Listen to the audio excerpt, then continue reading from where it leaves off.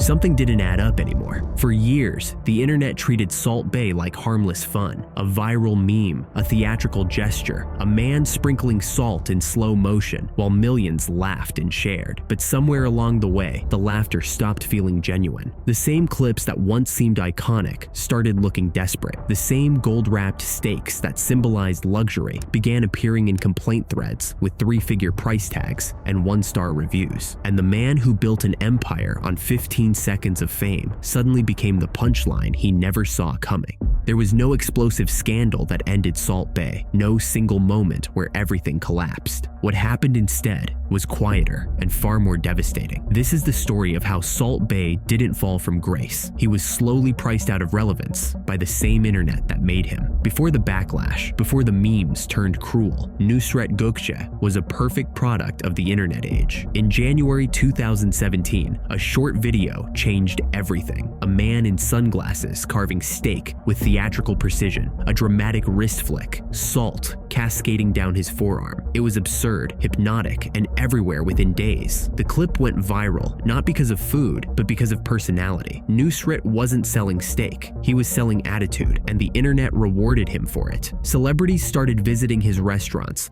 while athletes posed for photos, and politicians lined up to shake his hand. His steakhouses, branded under the name Nusr-Et, expanded rapidly across Turkey, the Middle East, Europe, and eventually the United States. Salt Bae became a global brand almost overnight, and for a while, it worked. What most people didn't know or didn't care about at the time was that Nusret's success was never just about cooking. It was about spectacle. The restaurants weren't known for innovation or culinary prestige. They were known for performance, gold-wrapped steaks, tableside carving, phones out, cameras rolling. Eating at Nusr-Et wasn't about the meal. It was about being seen. That distinction mattered more than anyone realized, because spectacle scales fast, but it ages even faster. As the brand expanded, so did the prices. A steak dinner at Nusr-Et could easily cost hundreds of dollars. In some locations, gold-covered cuts reached 4-figure price tags, like the infamous Golden Tomahawk,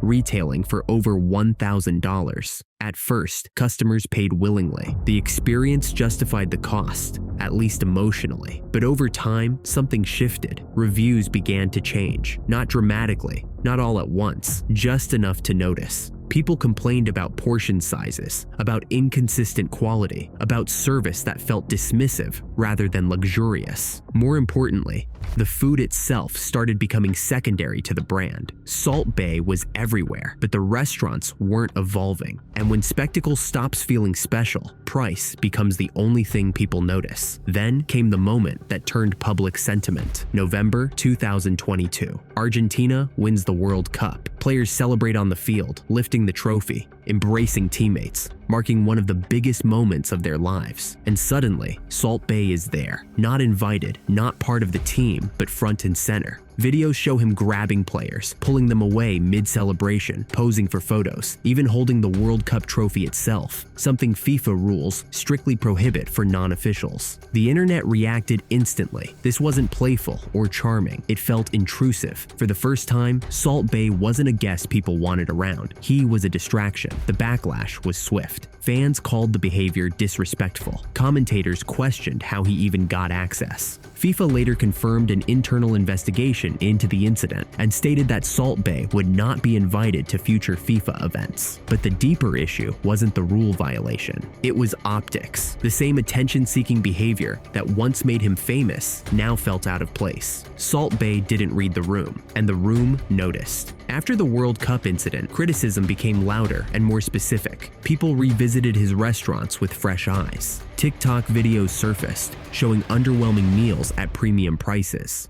Food critics openly questioned the quality. Former fans began framing the brand as gimmicky rather than luxurious. In 2023, reports emerged that several Nusr-Et locations were underperforming. Most notably, the New York location quietly shut down after failing to maintain momentum in one of the most competitive dining markets in the world. The burger joint he'd opened received devastating reviews, with Gothamists calling it one of NYC's worst restaurants. London followed with a similar outcome, scraping a 2-star rating on TripAdvisor and ranking near the bottom of thousands of London restaurants. High rent, high prices, declining interest. The brand that thrived on hype struggled when the hype cooled. This is where the downfall becomes satisfying, not cruel, but instructive. Salt Bae didn't lose everything. He lost leverage. Luxury brands survive on perception. Once that perception shifts from exclusive to overpriced, recovery becomes extremely difficult, because the audience that once felt lucky to be there now feels exploited, and the audience that never cared feels validated. What makes this different from other viral flameouts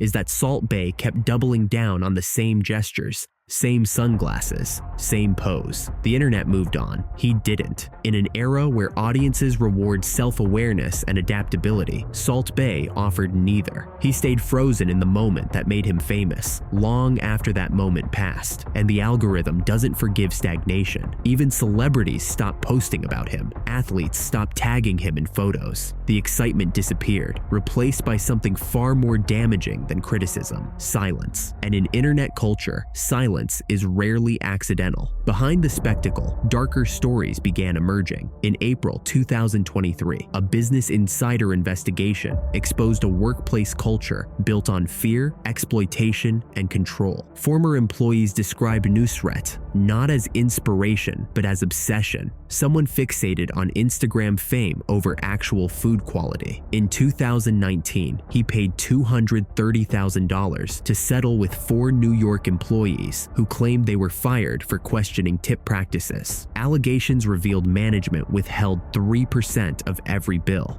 and when celebrity guests were involved, tips could vanish entirely before reaching servers. Another class action lawsuit over the same issue was settled for $300,000. Staff reported being docked pay for minor mistakes, $800 for a dine and dash, $140 for delivering the wrong cut. During the pandemic, employees were allegedly forced to sleep overnight in restaurants without overtime pay and made to stage fake lines outside to create a fully booked illusion. One employee put it bluntly, according to the investigation. The only goal was to squeeze as much money as possible from anyone who walked through the door. These revelations pointed to more than poor management. They exposed a system where performance mattered more than people. The restaurants that remain still operate. The brand still exists in diminished form, but the tone is different. Salt Bae is no longer a symbol of aspiration. He's a reference point, a cautionary tale about confusing virality with longevity. This isn't about mocking success, it's about understanding why it faded. Salt Bae didn't fail because he wasn't talented. He started as a butcher in Turkey, working 13-hour days to support his family, trained for years before opening his first modest restaurant. He failed because the value proposition stopped evolving. The internet will make you famous for almost anything. It will only keep you famous if you grow. The satisfying part of this downfall isn't revenge or schadenfreude. It's balance, a reminder that attention is rented, not owned. That luxury without substance expires. That viral moments demand reinvention, and that even the loudest brands eventually face a quiet moment where the audience decides whether they still care. In Salt Bae's case, they decided they were full, and the internet moved on.